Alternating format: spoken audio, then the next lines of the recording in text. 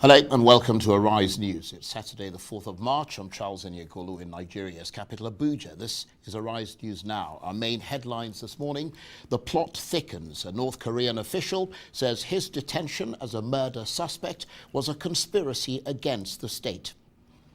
Accused of hypocrisy, US Vice President Mike Pence is under fire after it's revealed he used a private email for official business. And it's a grey area. Taxi-hailing service Uber uses a secret program to stop officials getting in their cars.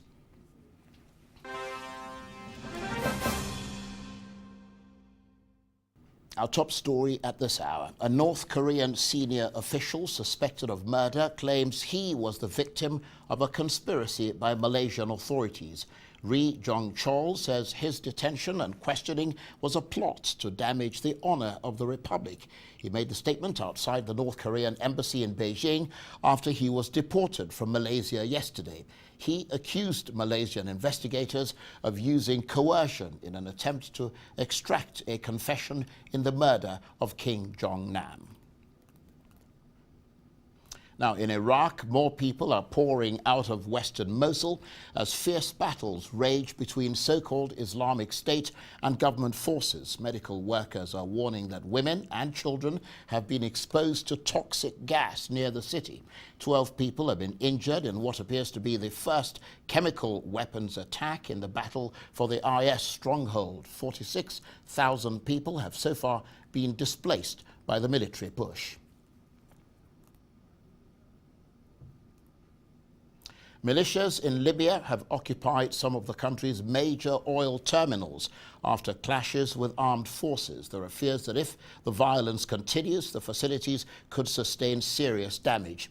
The militias, known as Benghazi Defense Brigades, are made up of Islamic militants and former rebels who were recently defeated by army forces in Benghazi, Libya's second largest city. Now, US Vice President Mike Pence has been accused of hypocrisy after using a private email as Indiana governor to conduct state business. He made contact with advisors on terrorism and homeland security from his own AOL account during his 4 years as governor.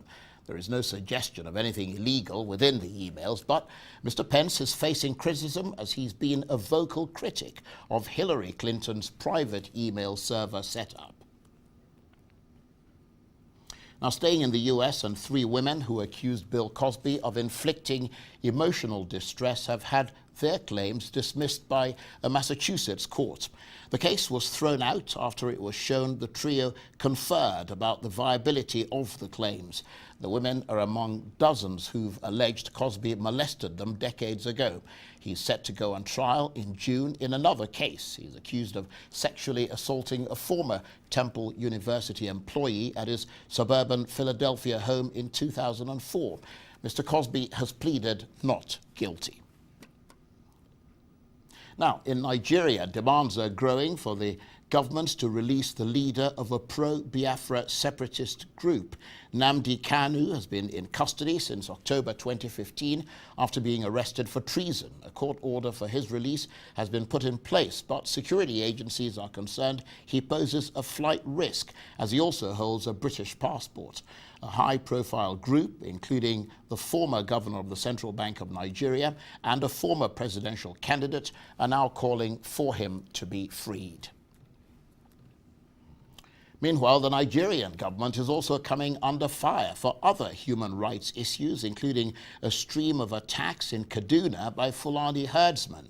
Well, for more on these issues, I'm joined live in the studio by Bishop Matthew Kuka, the Bishop of the Catholic Diocese in Sokoto, Nigeria, and a man who's been described as the conscience of the nation on more than one occasion. Very honored to have you here, Bishop. Thank you very much indeed for coming in. Now, your Christian congregation is in the north, an area generally dominated by Muslims.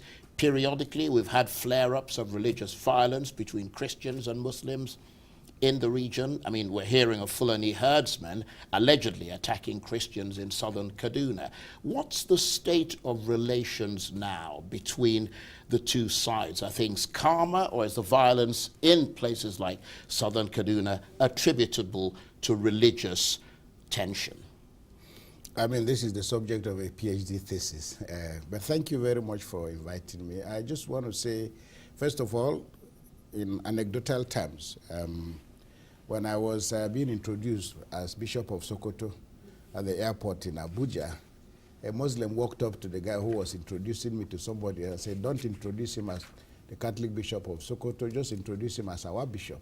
Right. So I wear many caps. I don't see myself, I see myself, yes, I'm a leader of the Catholic community in Sokoto, but my duties, responsibilities, affinities spread wide. I've got a much wider sense of Well, that's why we refer to you commitment. as the conscience of the nation. But to come back to the issues, I mean, we've been on this for such a long time. Today it is Southern Kaduna. Yesterday it was something else, and tomorrow it will be something completely different. But I think that what this gets to, and I think it's not given much attention, is that we really have not been able to figure out what really is wrong with Nigeria. Whether it's Biafra, as you mentioned in the news, the agitators, it is how is it that this nation is in constant state of convulsion? Right. Unfortunately, religion has become the fall guy. But really, we really don't have problems of, let me say, problems between Christians and Muslims. Right. There are Christians, there are Muslims, there are people who are misusing the religion. But it all comes down to the nature, the responsibility of the political elite, who have stepped up and asked that we give them the mandate to govern us. Right. So really, I mean, we tend to blame the victim, which is that the Christians are just not able to settle down with their Muslim brothers. This country does not belong to Christians, doesn't belong to Muslims. People don't get elected into public office as Christians and Muslims. So really, it's a question of the failure or the inability of the political elite. Right. Perhaps through bad will, but just their sheer mental inability to understand the structures of governance. So your sense then is that it is a problem of leadership more so than it is a problem of the structure of Nigeria. Absolutely. Because for instance, beyond things like Boko Haram, you and I have discussed that in the past. There are several other groups. We just talked about Masob in the southeast. We've talked about militants in the Niger Delta. There's Aduwa in the southwest, the Zakzaki group in the northwest, all of them either directly or indirectly separatist in their outlook. I mean, how much support do you think these groups actually enjoy? Well, look, I mean, what we have in Nigeria pales into insignificance with the groups that exist in the United States, the groups that exist in Europe. Yeah, but we're talking about Nigeria. No, I'm just saying it is the capacity of a state to manage these diverse views. I mean, on Friday last week, I just delivered a lecture at the University of Abuja on managing diversity. And what has been wrong in Nigeria is that we've had so many people coming into public office thoroughly ill-prepared and prepared for only one thing: access, state capture, and access to state resources. Right. So the question of how to manage a diverse group of people, I mean, the young people in Biafra represent a narrative that we didn't conclude. Right. Now, how do you manage an energetic, intellectually endowed group of people? And they're not the only ones, but at least you can say that in Nigeria, when you talk about the southeast of Nigeria, you're talking about a substantial percentage of the Nigerian economy, a substantial percentage of the Nigerian elite. So you can't ignore, you have to figure out how do you deal with those kind of people. When you talk about northern Nigeria, you talk about eastern Nigeria, people bring different things to the table. The responsibility of government is to manage and harmonize these diversities in a way and manner. So based on what you're saying now, let me just move it away from the specific to the more general. Are you satisfied that the Buhari government is now properly defining the nature of the challenges Nigeria faces? Because as someone said, if the diagnosis is wrong, then the guiding policy will also be wrong, which means the actions will also not be right. I have been a student of the diagnostic school, and even in the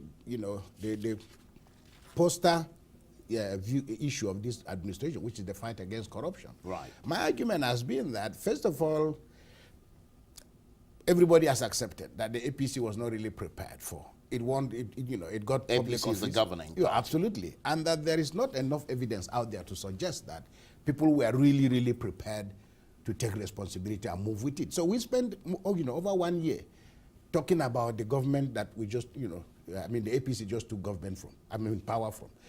We lost a lot of time. It took us almost 1 year to have ministers and so on and so forth. Now, you don't get a sense that there are square pegs in, so that is some of, I mean, there was something on the internet the other day identifying the various ministers, their portfolios. There's hardly anybody, only maybe one or two or three, who are doing what they trained to do. So these are some of the issues. And frankly, as far as I'm concerned, my argument would have been that when Buhari took over power, he's president, but my view he would have taken a leaf from South Africa. That is that you take over a convoluted environment such as this, whether it's the corruption or whatever, it is that we should have spent more time dealing with the fact that it's not money that Nigeria needs. Right. This country was hemorrhaging so badly. The Niger Delta, Biafra, Boko Haram, and so on. And I thought the most important thing would have been to try and close all those windows. Okay, we haven't got that much time left. I want to ask you what your take is on the indefinite absence of President Buhari, ostensibly on a medical leave whose health implications remain unexplained. Look, I think we are making an issue out of something that is really shouldn't be. The health of the president of Nigeria is a very important thing, but there's nothing any of us can do. The only thing we can do, the obligation we owe to the president, just like any other person, and as a priest, I do that all the time, every day. We have to pray for those who are sick. Yeah, but what about the obligation the president owes to the people to tell them what his health condition is? Charles, look, not many family heads go around assembling their families to tell them what the status of their health is. Yeah, but he's the president of Nigeria. He is the president of Nigeria, servant. but there is no vacuum. He's done what needs to be done. And I'm not speaking for the president. Right. I think he's done what needs to be done, but we must remember that the president of Nigeria is the head of a family. He's a father, he's an uncle, he's a husband, and so on and so forth. So I think a lot of these things call for greater sensitivity. I mean, Sharon was sick in Israel. Right. And for the better part of 4 or 5 years, nobody had the faintest idea what was going on. He wasn't in the news. So I think that Nigeria has got enough problems. The acting president is doing a fantastic job. Okay, he's already indicated he's in constant talk with the president. That's all. Just before we run out of time, I hate to sort of interrupt you there, Bishop. But let's talk about the recession briefly, the economic recession. Psychologically, has Nigeria changed as a result of the shock of that recession? Have lessons been learned from the sustained sort of fall in oil prices? Well, I don't understand all the micro and macro issues, but I understand one simple thing: there isn't bread on the table, and I think that the average man on the street, that should be the measure of whether the economy is working or not working, whether we're in recession or not in recession. When we were in prosperity, Nigerians were still hungry. The tragedy is, how is it that amidst all this plenty, we've not been able to feed our people? So for the ordinary Nigerian, whether in recession or out of recession, people are still stealing money anyway. Right. And the big boys are still looking after themselves. So the question, I think, is what is most fundamental is, to what extent does the welfare of the ordinary Nigerian become the centerpiece of policy? I think that is what is most critical. Bishop Matthew Kukah, thank you very much indeed. Thank you for having me. Much appreciated. Well, time for a short break now, but do stay with us. I'll be right back with all the business news.